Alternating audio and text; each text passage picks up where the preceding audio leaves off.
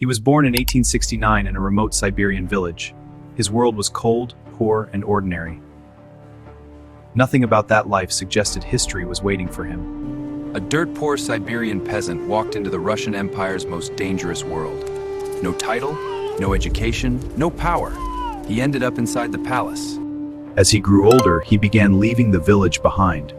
No grand mission, no plan for fame, just a restless man moving towards something he could not yet name.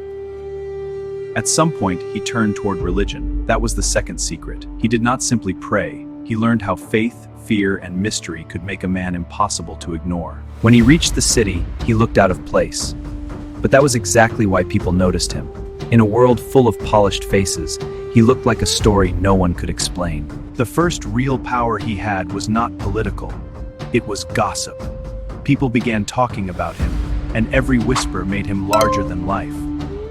Then came the moment that changed everything. He was allowed into the palace, not because he was noble, not because he was educated, but because the royal family had begun to believe he mattered. Then came the moment that changed everything. He was allowed into the palace, not because he was noble, not because he was educated, but because the royal family had begun to believe he mattered. Inside the palace, people were desperate for hope. And when the child seemed to improve, Rasputin stopped being only a rumor. He became the man they trusted.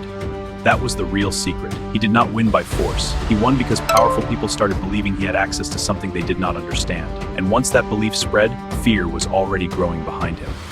And this was only the first step. The palace had let him in, but Russia had not yet seen what would happen next.